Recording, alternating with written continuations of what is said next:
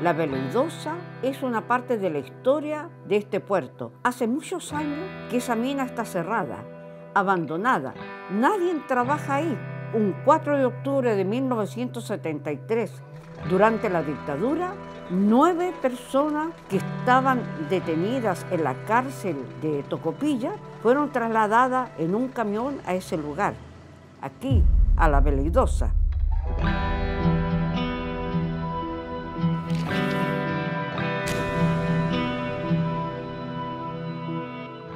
Quienes se encargaron de tomar el control total de la ciudad y obedecer las órdenes entregadas por los jefes militares de la zona, aquí son los carabineros. Y es muy curioso lo que sucede acá porque Tocopilla es en ese momento un lugar pequeño donde la mayoría se conoce. Pero nada de eso importó en las prácticas de represión que realizan los uniformados, lo que causa un shock de terror entre los tocopillanos. Ellos eran personas jóvenes, trabajadores, profesionales, entre ellos un doctor que era colorín. Mi papá fue médico de pueblo. Aquí todo el mundo lo conocía, todo el mundo lo quería hasta el día de hoy. Hay personas que se acercan y me dicen, el doctor Toñola me salvó la vida, gracias al doctor Toñola mi hijo nació. Que además él fue médico en un policlínico de carabineros que había acá. Al comienzo del golpe lo detuvieron.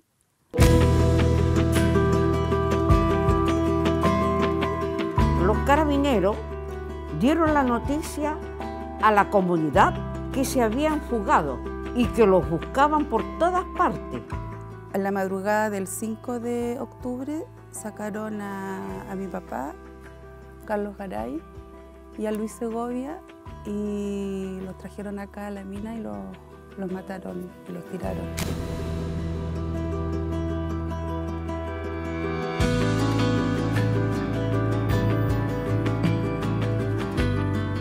Se pone en conocimiento de la ciudadanía que hoy a las 8:30 horas de la mañana, en circunstancias que personal de las Fuerzas Armadas y Carabineros cumplían una diligencia de la Fiscalía Militar en una mina ubicada a 15 kilómetros al este de Tocopilla, aprovechándose de que este personal desenterraba una gran cantidad de dinamita, los prisioneros se dieron a la fuga hacia el interior de la mina y a pesar de gritarles alto en reiteradas oportunidades, no obedecieron la orden de detención, motivo por el cual se disparó sobre ellos.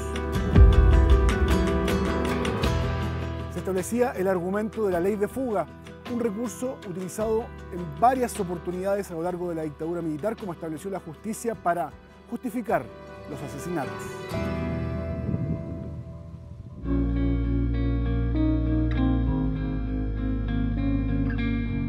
Transcurrió un tiempo de ese asesinato.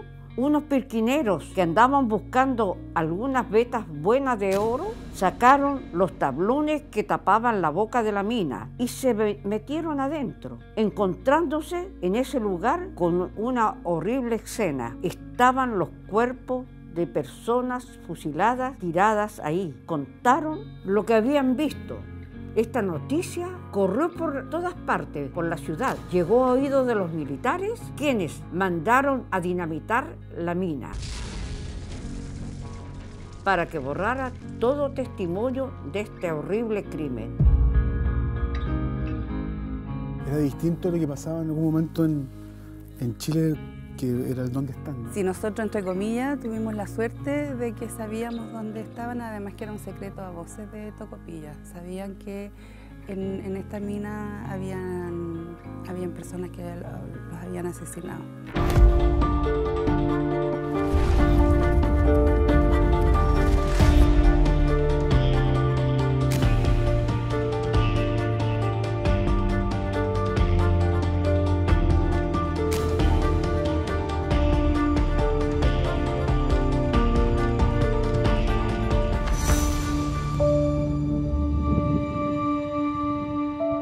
lugar de tierra, sol y cobre cuenta la historia que en una mina abandonada, bendecida antiguamente en sus entrañas con muy buena ley, terminó convirtiéndose en un improvisado cementerio de compatriotas que fueron asesinados por la dictadura.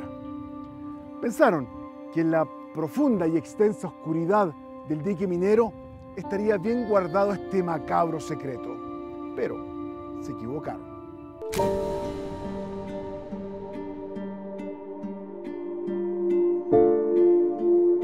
Esta larga historia, dolorosa, pero así sucedió, hasta que después de 17 años, los familiares de estas personas asesinadas y los derechos humanos solicitaron a un juez investigar el caso. Los hechos habían ocurrido prácticamente como era Vox Populi, pero que nadie había hecho nada por investigarlo.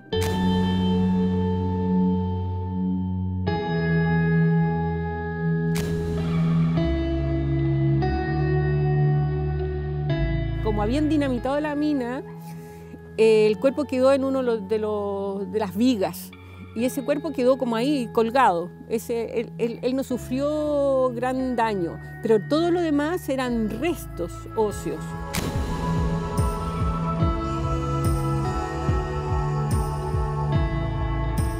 Nosotros cuando llegamos hasta el final de la mina había 1 tonelada de escombros, de rocas, de polvo que había que sacar de ahí para poder encontrar los otros restos. Pero para nosotros en esa época, del año 1990, con condiciones difíciles, no podíamos acceder, así que eso quedó ahí. Solamente logramos la identificación de 4 casas. Y me acuerdo que llega la Marisol, entra corriendo así, se tapa la boca y le brillaban los ojitos. Y me dice: encontramos una mano izquierda y estoy segura que es la de tu papá, me dijo, porque es una mano muy bien cuidada como de mano de doctor. Y el 9 de octubre cerraron la mina porque no había recursos.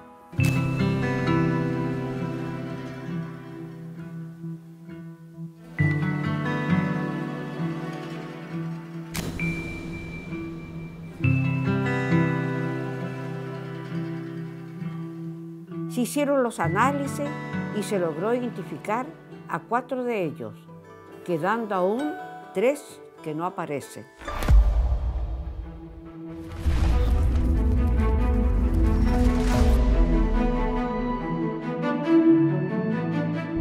Estamos en pleno desierto, rumbo a la mina La Veleidosa. Hoy es un día especial porque familiares de distintos puntos del país viajaron para estar presentes cuando Rescate Atacama baje nuevamente al pique minero. Un momento simbólico, un momento especial en el que queremos estar presentes. Vamos a comenzar con las maniobras para tomar medidas y diseñar los escalerajes para que posteriormente puedan ingresar los peritos y los especialistas en lo que es la búsqueda de los detenidos desaparecidos que, de acuerdo a información que hay, habrían en esta mina. ¡Iniciando! ¿Qué dice el corazón hoy día cuando estáis acá de nuevo vuelta en la mina? Me dice de que vamos en buen camino, de que cada vez estamos más cerca de encontrar a los que faltan. Intentan afectar las rodillas. Es como la bajada rápida, ¿no? Es la bajada rápida. Atento, Bruna, comenzamos descenso. ¿Vamos? Vamos. Vamos bajando con la cámara. Queremos tomar registro de todo. Estoy colgado porque el túnel es mucho más ancho. Donde te dicen vamos a buscar personas que fueron asesinadas, creo que es radicalmente distinto. Recién el año pasado se dictaron la mayoría de las condenas por las violaciones a los derechos humanos ocurridas en Tocopilla. Se van a cumplir 51 años y hoy el plan de búsqueda trabaja en 47 sitios de interés a lo largo de todo Chile para intentar reconstruir las historias de estos compatriotas y llegar al fondo de cada caso. Aquí en Tocopilla, en 1990, identificaron los cuerpos de 4 chilenos dentro de la Veleidosa, pero hasta el día de hoy no hay certeza de cuántas personas perdieron la vida en este lugar. Ahora seremos testigos de los nuevos trabajos en terreno al interior de la mina.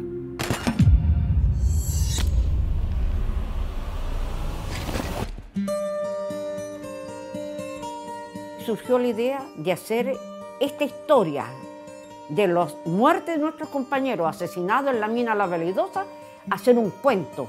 ¿Por qué un cuento? Yo pensé que un cuento es más fácil que el joven se entusiasme en leerlo.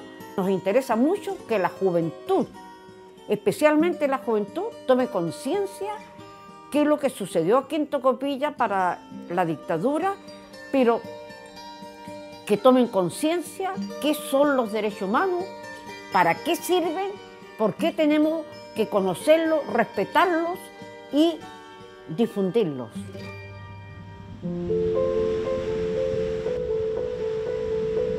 Hilda Alfaro Castro es profesora de militancia comunista. Actualmente es la presidenta de la Comisión de Derechos Humanos de Tocopilla. El golpe de Estado de 1973 la sorprende en el colegio número 2 de niñas. En ese momento tiene 3 hijos y es la feliz esposa de Marco de la Vega, alcalde de la comuna. Ese día, 11 de septiembre, es un día que jamás se nos va a olvidar, nunca. Es un día de duelo para nosotros. Era mi día como profesora. Hacen actividades con los alumnos, con los apoderados. Y yo estaba ese día muy entusiasmada. Entonces la directora subió al proscenio arriba y se dirigió a toda la gente, ¿no? Dirigió más o menos así, dijo: señores apoderados, se suspende todo acto, porque en este momento se ha perdido la democracia en Chile. Aquí va a haber persecución, muerte, hay golpe de Estado.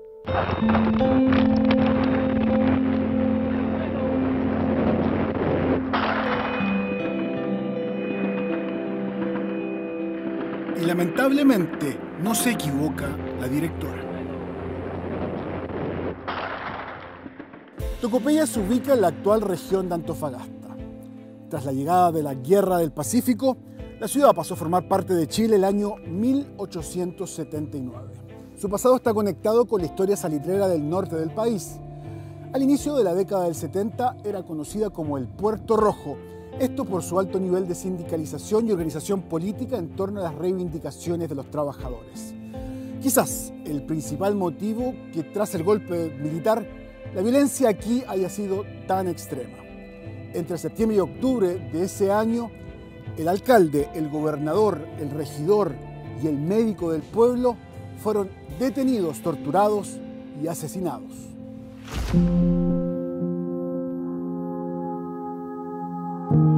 Él siguió viniendo a la municipalidad. Siguió viniendo hasta el día, eso fue 11, 12, hasta el 13. Incluso tuvo una reunión con las autoridades y le dijeron: nosotros no tenemos nada contra usted, alcalde, pero tiene que dejar el puesto porque esto lo toma la Junta, ¿no? Representante de la Junta Militar. Así que entregó el puesto y se fue a la casa.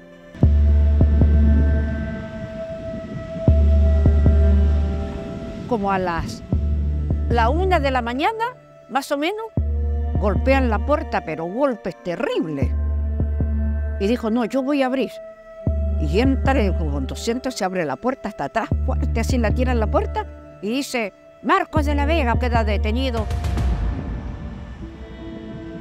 Los trajeron aquí a Carabineros, después los pasaron a la cárcel. En la cárcel pública consigue un permiso de 10 minutos para hablar con su esposo. Hilda aún no tiene conciencia de la magnitud de lo que se vive en Tocopilla. Él me dijo muchas cosas, yo no lo interpreté, no lo entendí. Me dijo que yo me fuera al banco, cuando saliera de aquí, me fuera inmediatamente al banco y sacara el dinero que estaba ahí y que yo me fuera a Santiago. Pero ¿cómo se te ocurre que me voy a ir si tú estás detenido. Le dije yo le dije, pero ¿por qué los llevan a Antofagasta? No, dijo, a consejo de guerra. Vamos a consejo de guerra, dijo. Hilda viaja hasta Antofagasta, recorre los cuarteles sin poder verlo, cargando ropa y alimentos para el exalcalde. Lo que no sabe es que su marido a esa altura ya es uno de los 40 ejecutados por la caravana de la muerte. Y entra el capellán y me dice, ¿quién es la esposa de Marco La Vega? Yo le digo. Entonces me tomó de aquí de los brazos, ¿sí? Y me dijo, su esposo ha fallecido. Ahí me desconsolé total y le dije yo a él, pero ustedes que son de la iglesia están ayudando a matar, ¿por qué no denuncian? ¿Por qué no paran esto? Mataron a mi marido, yo me puse a llorar porque cómo iba a llegar, con qué noticia, con qué iba a llegar a la casa. Estaban los niños esperándome, estaba mi suegra, y yo iba a llegar, que los mataron, no podía entender eso. Nos llevó a la casa el padre y me bajé, yo pasé directo, no fui capaz, porque la niña salió, mi hija salió, me dice, mami, me dice, ¿cómo estaba mi papito? Dice, ¿cómo estaba? ¿Cómo lo y yo, ¿qué le iba a decir a una niña? ¿Qué le iba a decir a esos niños? ¿Qué le iba a decir a mi suegra? Pasé volando y me encerré en el baño. Venía detrás mío mi cuñada. Ella le dijo, solamente en el baño yo sentía grito y sentía que quebrazón de cosas. Porque mi suegra vestía la promesa del Carmen. Se vestía con un traje café de la Virgen del Carmen. Pescó la Virgen del Carmen, la botó al suelo, la hizo pedazo. Y gritaba mi escutón. Llegaron unos vecinos. Fue algo horroroso. Pero la tragedia no acaba ahí para ella. Su hermano viaja hasta Tocopilla, donde también es detenido. Mi hermano Hugo fue torturado ahí en Carabineros. Fue torturado, maltratado, pisoteado su dignidad humana. No respetaron su discapacidad. Un hombre que no vidente. Se los negros se burlaron y le pegaron más encima. ¿No? Lo ahorcaron, lo mataron y los compañeros que estaban presos junto con él sintieron los gritos de la tortura.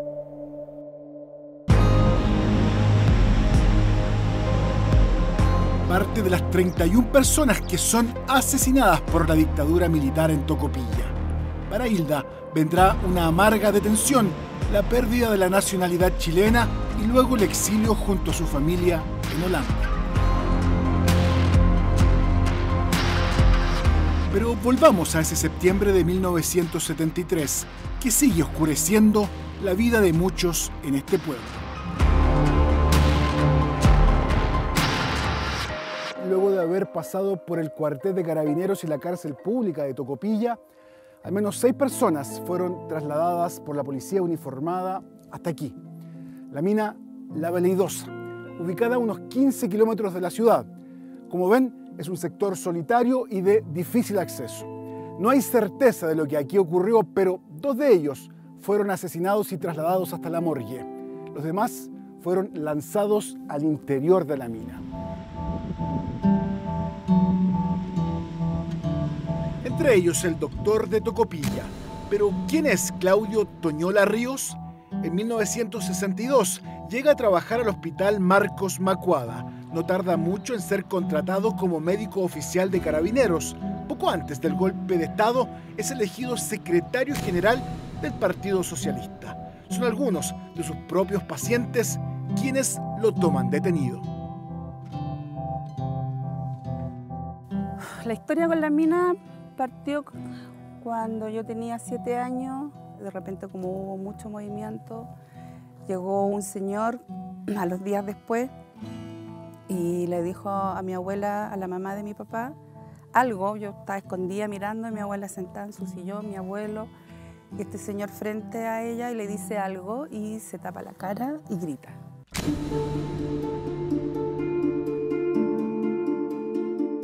La historia que nos contaron era que mi papá, como era doctor acá en Tocopilla, en una mina, habían unos mineros en huelga en una mina y él subía a la mina para revisar que estuvieran bien de la huelga en términos de condiciones físicas, cumpliendo su labor como médico, y que en una de esas subidas vinieron carabineros, hubo un enfrentamiento y en ese enfrentamiento a mi papá le dispararon una bala loca y lo mataron.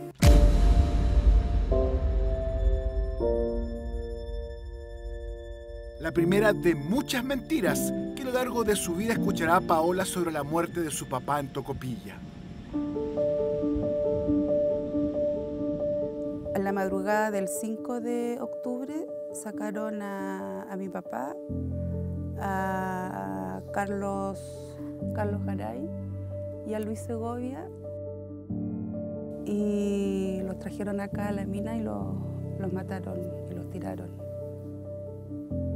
Y el 6 de octubre salió un mando de los militares diciendo de que un operativo para sacar armas que estaban escondidos acá, y entre medio del operativo se intentaron fugar, donde se dio de baja a Freddy Navarro y a Reinaldo Pruneda, y los otros 3 se arrancaron hacia el interior de la mina y están fugados. Esa era la historia oficial, digamos. Otro engaño que mantendría a Paola a lo largo de los años, con dudas sobre el paradero real de su padre, hasta entonces detenido, desaparecido. Aquí no solo se mataron a personas, sino que es la forma. Aquí fueron brutales, porque además como que ellos, los carabineros, los que estaban en esa época, por lo que hemos ido recopilando de los testimonios y todo, ni siquiera se preocuparon de que fuera todo tan tapado. Hicieron muchas cosas brutales a vista paciencia de las personas que vivían acá, y era para que todos tuvieran miedo. Pero un antecedente se convierte en un rumor a voces en el pueblo. En ese dato, su madre deposita siempre muchas esperanzas. Nosotros siempre supimos que estaban acá, porque mi mamá vino a Tocopilla por ahí por noviembre del 73 a ver qué pasaba con el papá. Por supuesto que no pudo hacer nada. Y ahí unos pirquineros le dijeron, su marido está en la mina, consiga permiso y nosotros sacamos los cuerpos.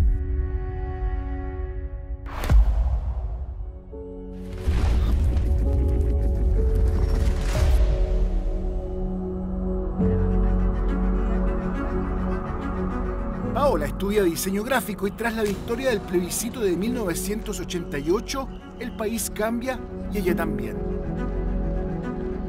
Está decidida a poner todas sus energías en encontrar a su padre. Con mi mamá vinimos a Tocopilla y apareció este pirquinero, que además estaba dispuesto a dar declaración judicial porque se necesitaba una declaración judicial.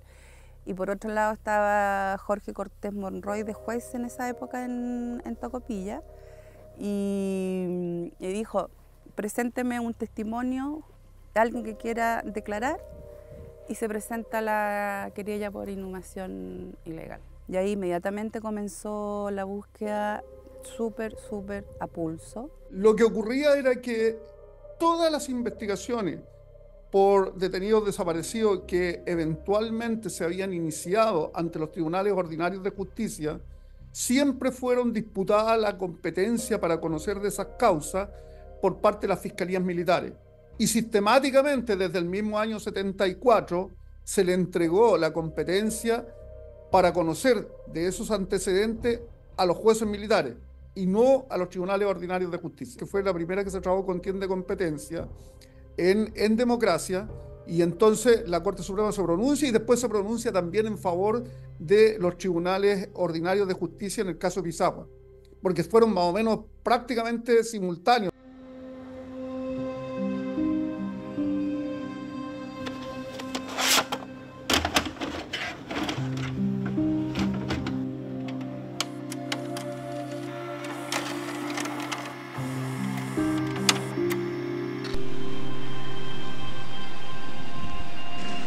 Con la competencia para investigar, el juez Cortés Monroy direcciona las pericias hacia la mina.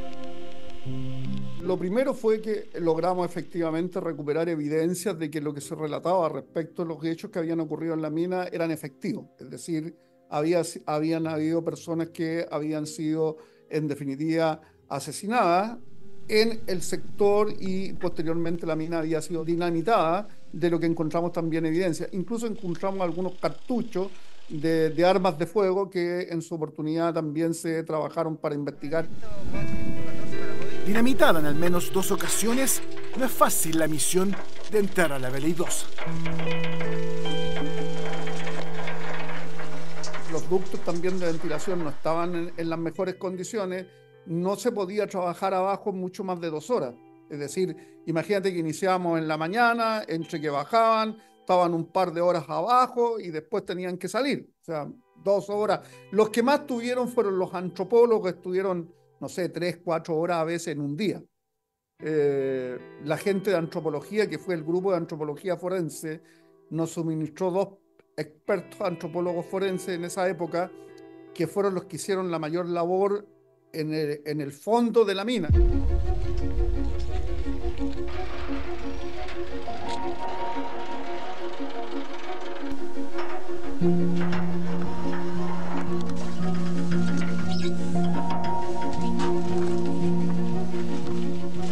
Hola, mi nombre es Elías Padilla Ballesteros, soy antropólogo y formé parte del grupo de antropología forense en los años 89 hasta el año 94 prácticamente.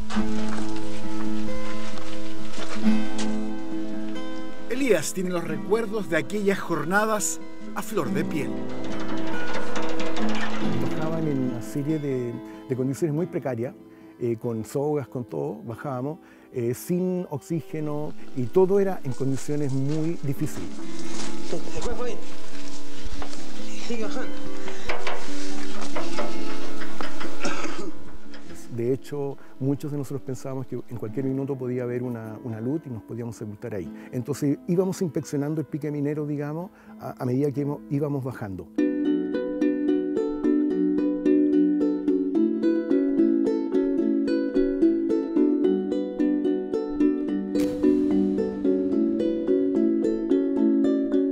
Estábamos conscientes porque nos advirtieron de que la mina se podía derrumbar, porque como había sido dinamitada, la historia que se cuenta es que ahí fueron dinamitados 10 o 15 cuerpos, no está muy claro, pero nosotros podíamos trabajar en los niveles en los cuales se podía acceder. Ahora la mina igual tenía otros niveles, tenía otros túneles, entonces era una cosa muy como difícil, muy como complicada. Hola, mira, yo soy María Olga Alemán, soy fotógrafo, reportero gráfico en mucho tiempo y trabajé en la exhumación de la mina La Veleidosa en el año 90. Me tocó para el tribunal ser parte de perito fotográfico y trabajé junto con el equipo forense que estaba en ese momento.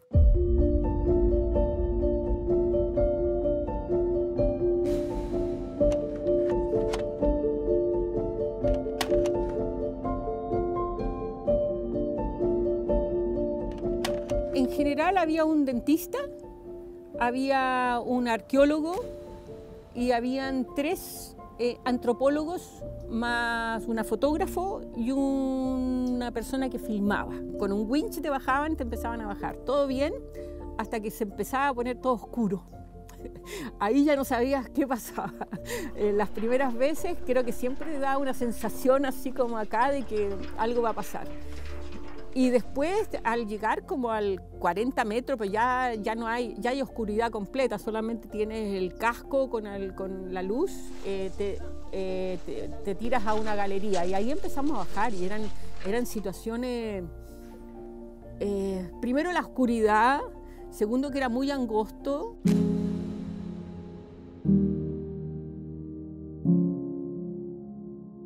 Pero todo aquello no es impedimento para María Olga. Pronto se gana el reconocimiento de los pirquineros de la zona. En ese minuto estaba la gente de las ollas comunes, de la agrupación de detenidos desaparecidos de allá, todo haciendo una situación de apoyo. Entonces había una cocinería afuera, nos llevaban agua, pero nosotros se bajaba con mineros y con el equipo de forense. ¿Cómo te decían ahí? La lagarta. Los mineros así me dijeron la lagarta, porque era... Además que soy chica y era más flaca, entonces parecía que andaba así por entre medio e incansable. ¿Sí? No, nunca me quejé, nunca dije no puedo, aunque a veces ya no podía más. Llega la democracia y Tocopilla rompe las cadenas del miedo. En todo el país reproduce las proclamas ¿Dónde están?, como un estandarte en materia de derechos humanos. Pero aquí muchos saben dónde están. Tienen conciencia que hay víctimas en las entrañas de la mina La Veleidosa. Es un secreto a voces entre los tocopillanos. La justicia comienza a indagar en la medida de lo posible, pero mientras los familiares tienen la convicción que las denuncias de los pirquineros son reales. Los nuevos tiempos permiten ingresar a pulso a las profundidades del pique para encontrar parcialmente la verdad.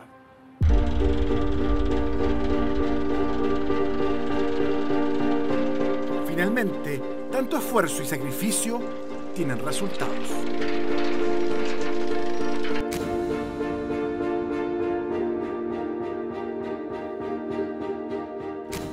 El hallazgo del primer cadáver permite dilucidar las interrogantes que aún existen en ese momento en Tocopilla.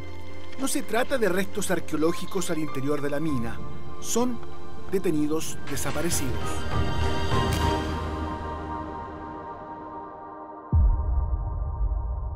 En algún momento un minero encontró un cuerpo completo, que era el cuerpo de Carlos Garay, que lo subió, digamos, y después con las perizas supimos que era de Carlos Garay. Él siempre fue muy cariñoso, muy carismático, todos lo querían mucho. Muy bien, Carlito para allá, Carlito para acá, era Carlito para todos. Y yo era su regalona. Él se fue a trabajar a Antofagasta, a Vialidad. Desde ahí supimos que... Pero lo fuimos a visitar, me acuerdo, que lo fuimos a visitar porque él estaba ahí en Antofagasta, fuimos con mi mamá.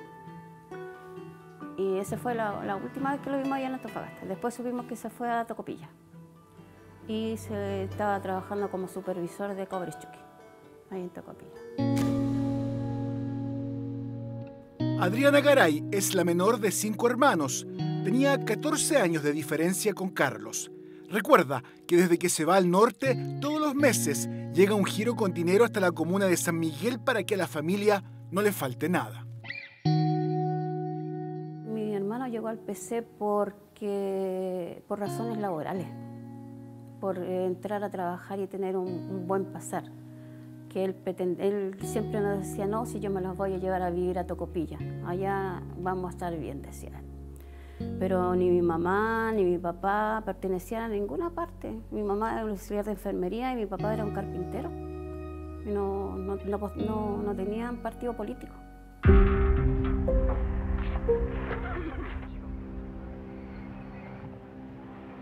En la época que fue el golpe, mi mamá también estuvo detenida en el estadio. Estuvo del 17 de septiembre hasta el 31 de octubre, estuvo detenida ella.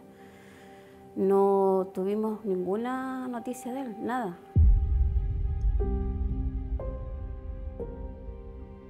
Hasta en febrero del 74 que mi papá pudo viajar al norte y le avisaron que lo habían detenido.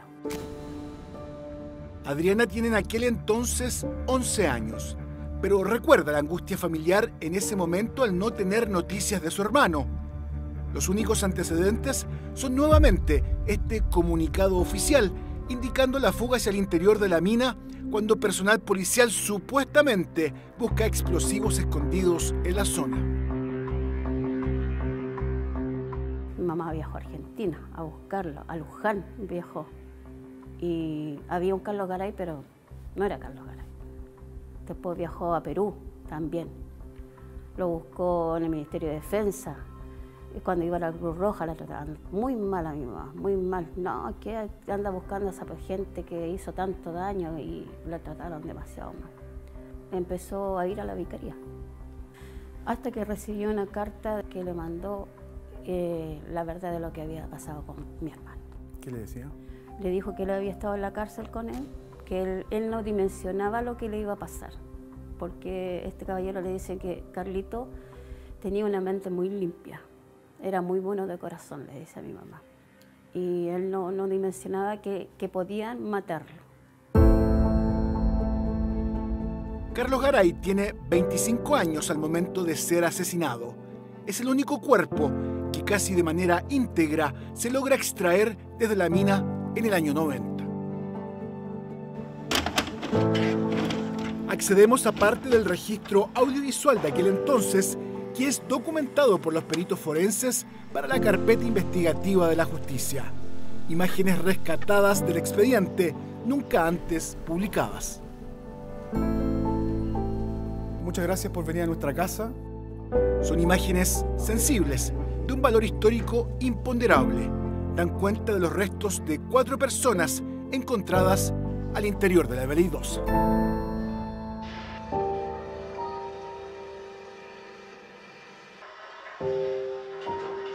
Las compartimos primero con la agrupación de familiares de víctimas de Tocopilla, donde Adriana es parte. Ellas nunca las han visto y tampoco quienes nos visitan. Los miembros de regiones están en línea, conectadas telemáticamente.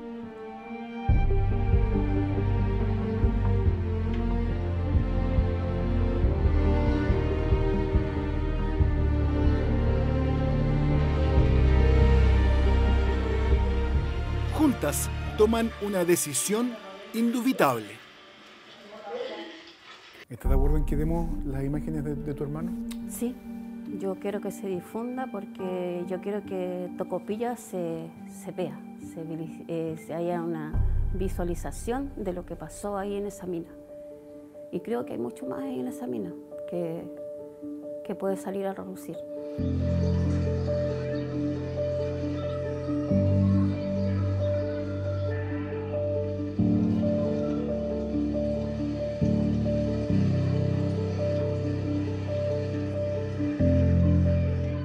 Nosotros habíamos visto fotos, pero un video así no. Siento que no se merecía esa muerte. No tenía por qué haberle pasado una muerte así. Ver a mis papás ahí también es impactante porque tú no ves en el tiempo el dolor que ellos sufrieron. Queremos unirnos hoy día, en ese momento de dolor, para expresar un sentimiento de esperanza. Yo lo estoy viendo en este momento. O sea, yo vi sufriendo a mi mamá, llorar y todo, pero ella se contenía mucho también. Ella era la fuerte de la familia. Ver las imágenes y sorprenderte porque tú nunca piensas que puede haber una crueldad tan grande. Todo esto, aunque se oculte por años, siempre va a salir la verdad adelante.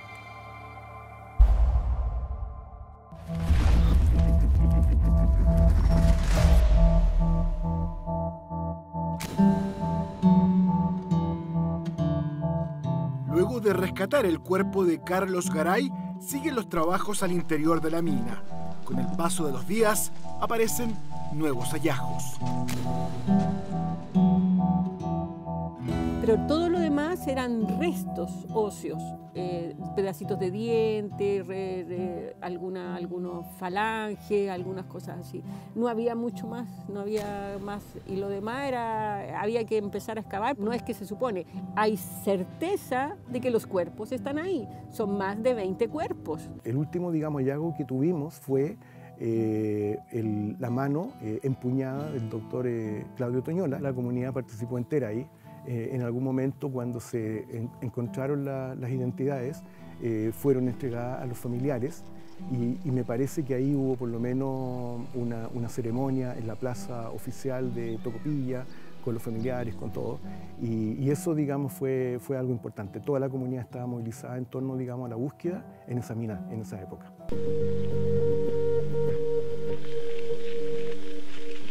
Finalmente logran exhumar los restos de 4 personas detenidas desaparecidas desde la mina La Veleidosa.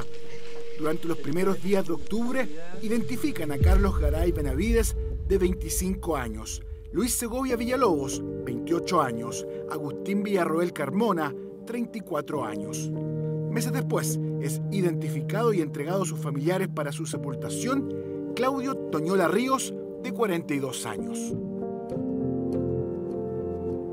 Sabemos que hay más evidencia porque los cuerpos nunca se recuperaron completamente y por lo tanto entonces efectivamente las evidencias debieran estar ahí en la mina.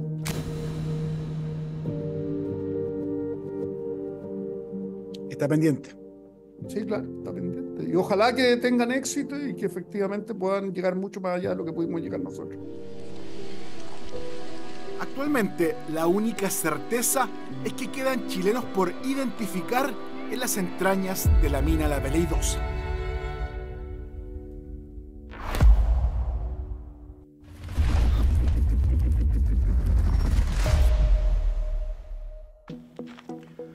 Cuando uno ingresa a la mina La Veleidosa se encuentra de inmediato con esta infografía, que es información del año 1990 de los hallazgos que tienen un detalle. Por ejemplo, lo que se encontró en aquella época, la mano izquierda completa a los 140 metros, fragmentos de fémur a los 200 metros, un cuerpo completo a los 340 metros y se establece una proyección vertical de 600 metros de profundidad. Antecedentes que hoy están siendo ponderados con las nuevas tecnologías porque la proyección es distinta y es parte de esta nueva información que está viendo Rescate Atacama en sus trabajos que hoy realizan en la mina La Veleidosa. Y las labores que estamos haciendo hoy día están ya nuestra segunda visita a la mina. La primera vez hicimos un reconocimiento de lo que es el pique de la mina, hicimos algunos saneamientos que se llama, que es asegurar algunos puntos críticos. Ahora van a ingresar 2 colegas más, ya donde van a empezar a medir y ver dónde vamos a anclar la escalera para ya empezar el proceso de escaleraje, que eso viene más adelante. Referente a estas maniobras, no hay un tiempo marcado para ejecutarlas. Sea el tiempo necesario, se toma. Es esencial que la labor de búsqueda esté en ellos, tanto como rescatistas, y en la medida de que la seguridad lo permita, alguien del equipo pericial, porque ellos tienen un conocimiento del trabajo minero que como arqueólogos o antropólogos no lo tenemos. Rescate Atacama es una organización sin fines de lucro con más de 20 años de experiencia especializada en emergencias mineras. Entre sus trabajos destacan las colaboraciones realizadas en el rescate de los 33, aunque su labor aquí hoy es muy distinta. Si encontramos algún rescatista, encuentra algo relevante, él pasa directo a entregar la información, ya no la conversa con nosotros, para que la información no se distorsione o se malinterprete. Así que esa es la forma de trabajar, ¿ya? Y tratar de no inmiscuirlo muy sentimentalmente con ellos. Mantener en el fondo la concentración. Correcto. Comenzando descenso. Y es que en cada bajada a la mina los familiares están presentes. Vuelve a surgir en ellos la esperanza, la fe, en que emerjan más hallazgos desde las entrañas de la tierra.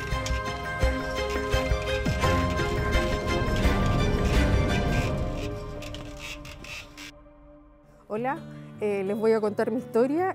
Yo soy Alejandra Gómez, hija de Luis Alberto Gómez Cerda. Él es detenido desaparecido aún. Desapareció en Tocopilla. Yo no alcanzaba a tener 3 años, así que no tengo ningún recuerdo de él. Y hasta hoy figura como detenido desaparecido. Él era dirigente sindical y era supervisor de la planta termoeléctrica de Codelco. Se presume que puede estar en la mina, en la Veleidosa, ¿no? No hay certeza de dónde está. Se presume que puede estar en la Veleidosa. Alejandra es la presidenta de la agrupación de familiares de víctimas de Tocopilla. Representa a una segunda generación de búsqueda. No tengo recuerdo de nada, ni siquiera me acuerdo de mi papá. Después de que volvimos de Tocopilla, mi mamá era hija única y nos pusimos a vivir con mis abuelos maternos. Y eran, ¿cómo puedo decir la palabra? Ultra pinochetistas. Entonces en la casa no se podía hablar de mi papá, no se podía tener una foto de mi papá. Y salí del colegio con la misma historia, inventando que mi papá se había muerto en un accidente. Hasta cuarto medio, o sea, mis compañeros de colegio no tenían idea.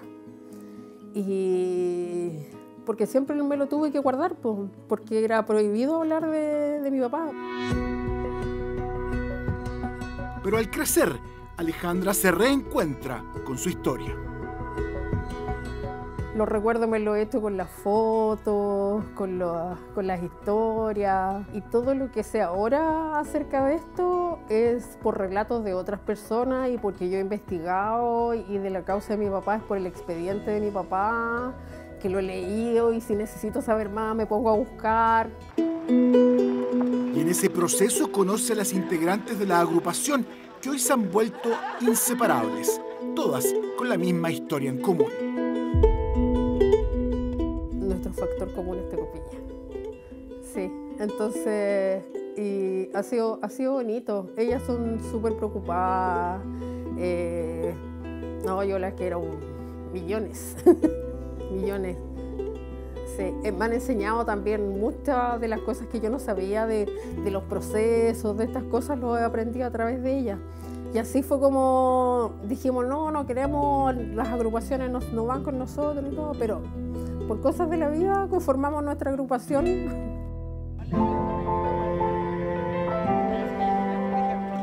Se apoyan, se cuidan y viven juntas cada momento de este proceso. Alejandra vuelve hoy a creer que puede encontrar a su padre, reencontrarse aquí con su historia.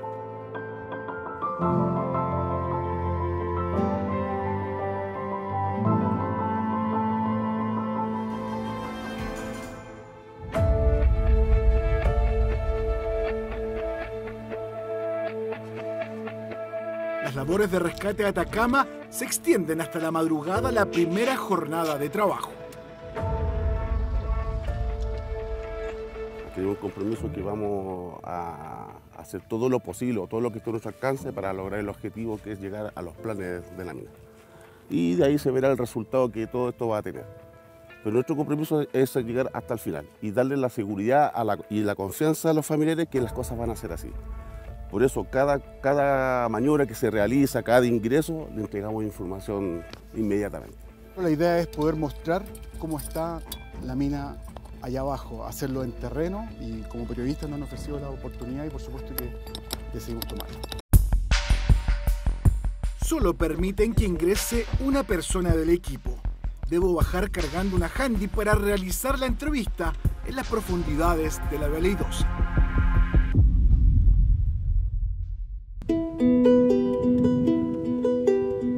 Celinda y Ángela esperan con todas sus fuerzas que la mina les entregue algún rastro de su padre. Estar aquí es para ellas un torbellino de emociones, pero hoy se acompañan como hermanas, pese a que hasta hace muy poco no se conocían. Sí, pues él era... te las traía. Y al final somos como 10 hijos como con 4 mujeres. Y yo siempre pregunté por qué Manuel Muñoz y por qué nunca más lo vi y todo eso. ¿Y qué te decían? Que se había ido, que no estaba con mi mamá y que tenía otra familia. Nunca me dijeron que había muerto. Y así pasa el tiempo, hasta que Celinda se entera que su papá es asesinado. Estaba participando en una juventud cristiana y mi mamá me dijo, no quiere que vayas más allá. Y yo le dije, ¿por qué? ¿Por qué no? Te va a traer problemas. Me dije, ¿pero por qué problemas? ¿O quieres terminar como tu papá? Tenía como 18 años, 19 años. ¿Qué pasa contigo en ese momento? Le pregunté a mi mamá no me quiso contar nada. Y era de las personas que para evadir las preguntas se enojaba. Con el paso de los años, saber sobre su origen toma cada vez más fuerza. Un día estaba trabajando y llegaron los del SML allá y me sacaron sangre. Y ahí había una base de datos y ahí aparecían todos mis hermanos. ¿Y eran cuántas? Muchas. Y después cuando Ángela un día me manda un WhatsApp, ¿y tú quién eres? Yo soy hija de Manuel Muñoz. Yo nací. ¿Cuándo fue ese WhatsApp? En agosto del 2022. La búsqueda del papá las pone en el mismo camino. Y así nos conocimos y la relación que tenemos es como que nos hubiéramos conocido de toda la vida. Nuestras hijas también, como que se conocen de la vida y uno el que nos parecemos y todo, pero es una cosa así increíble el haberla encontrado. ¿Por cuánto edad se llevan? Yo tengo 58. Yo 51. En medio de la angustia de la búsqueda nace una linda historia que para ellas recién comienza. Para mí ha sido así como sanador, reparador, saber que tengo una hermana, que estamos en esto y que llegar hasta ojalá encontrarlo.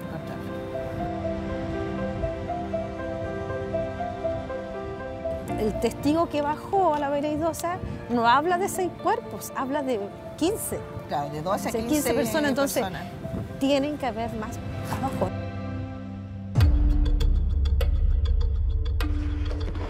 Vamos, chiquillos, lentamente.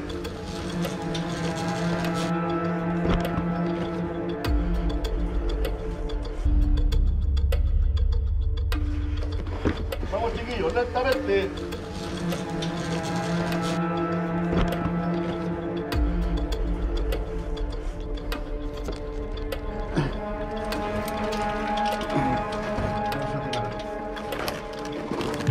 La bajada fue sin mayores complicaciones, pero al momento de empezar a ingresar, uno a la oscuridad máxima de las entrañas de la mina siente de inmediato problemas al respirar porque hay como un polvillo. ¿Y cómo se llama este polvillo que está acá permanente? Chusca. La chusca, que es palabra minera, la chusca. Esto que ven acá, siente de inmediato, que me decía Marcelino, que es parte de lo que sucede cuando está en las minas abandonadas tanto tiempo. Primero entró el de seguridad, que fue que inspeccionó la mina, que tuvieron las condiciones, ya que recientemente tuvimos un sismo de 7.2. Se evaluó, ya estaba en condiciones y se dio el acceso para que entrara 3 rescatistas más, donde venía el encargado de ejecutar las labores de escalerar el pique. Llegamos hasta el nivel 80, 70, 80 ya, y nos encontramos con que las condiciones para seguir avanzando no eran seguras. Calculamos, teorizamos de que el pique no debiese tener 600 metros, sino que solamente aproximadamente 300. Ahí, esa. Claro. Técnicamente deciden en terreno que la búsqueda se realizará desde el fondo y hacia arriba de la mina. Trabajamos en la parte superior, el dejar caer un material nos podía afectar las partes bajo ese material. Ya, o sea, una caída de roca pequeña suelta otra roca, esa roca otra, es como una bolita de nieve que nos puede perjudicar más el fondo de la mina, que es donde queremos inspeccionar. Pero estando bajo tierra, Marcelino me entrega detalles sobre lo que ha sentido el equipo de rescate Atacama al interior de la Veleidosa. Donde te dicen, vamos a tocar personas que fueron asesinadas, creo que es radicalmente distinto. La percepción de los ingresos a la mina frente a esto, que es algo nuevo para nosotros, siempre hemos participado en rescates ya de accidentes en Pirquén, pero esto no tiene otro aire. Entonces la mente nos juega con la ilusión de que pudiésemos encontrar algo. Y frente a eso, cualquier ruido extraño, la caída de una roca que donde yo trabajo o donde ejecutamos labores de rescate, entre comillas, normal, ya se nos puede distorsionar y podemos escuchar o entender que fue otra cosa. Una energía distinta que perciben al interior de esta mina. Sí, en el primer ingreso, quienes les tocó entrar los siguientes 30 metros, se sintieron distintos. Ellos se sintieron distintos, sintieron un aire más fresco, ¿ya? Y lo comentamos. Abajo dice, a ver, novedades. Ahí están puestas todas las expectativas y ellos saben que estableciendo las medidas de seguridad correctas van a llegar finalmente hasta la mayor profundidad de la mina. El año 90 hubo noticias, el año 2000 se intentó nuevamente ingresar a esta mina y bueno, ahora, hoy día, en 2024, somos testigos privilegiados de las labores que se están realizando al interior de la veleidosa. ¡Tensar cuerda! Al volver a la superficie, lo primero que uno siente son las familias alentando, esperando que la verdad salga a flote. Los esfuerzos del informe Rettig en el gobierno de Patricio Aylwin, de la Comisión Valech en la administración de Ricardo Lagos y hoy en el Plan Nacional de Búsqueda esperan que medio siglo después llegue la justicia para todos quienes a lo largo de Chile aún no saben dónde están y qué pasó finalmente con sus familiares. Todo un equipo, ¿verdad?, que está trabajando muy articuladamente, área jurídica, área social, área de búsqueda. En el contexto del diseño del Plan Nacional de Búsqueda comenzamos una serie de trabajos, de encuentros, de reuniones con familiares, con organizaciones, los cuales empezaron a alertar respecto de distintos trabajos que fueron quedando pendientes. Por ejemplo, trabajos en terreno, así como también distintas hipótesis de investigación de los procesos judiciales.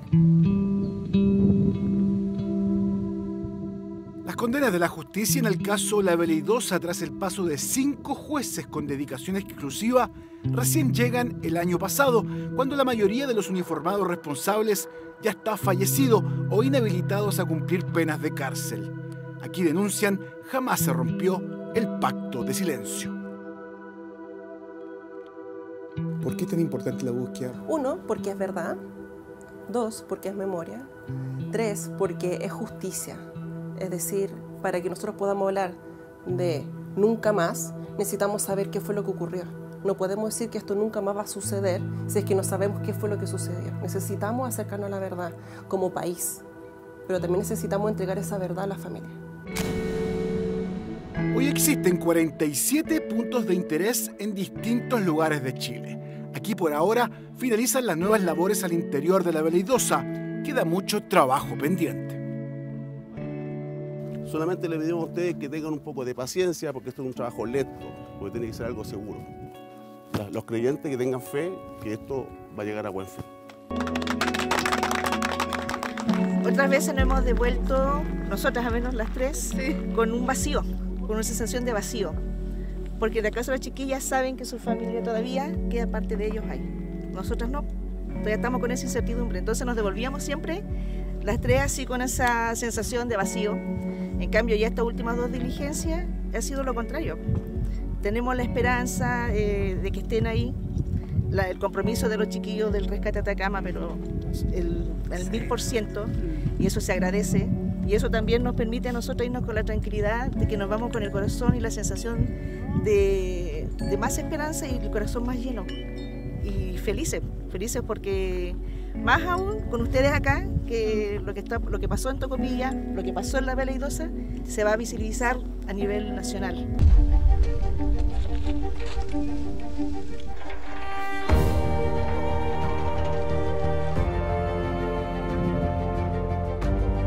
En 1973, La Veleidosa es utilizada para ocultar crímenes de lesa humanidad durante la dictadura militar. Pero ni la dinamita utilizada para intentar borrar las atrocidades aquí ejecutadas, ni el inexorable paso del tiempo podrán nunca eliminar la verdad que aún esconde esta mina y que hoy, como vimos, poco a poco y con la presencia de nuevas generaciones, vuelve lentamente a desenterrarse.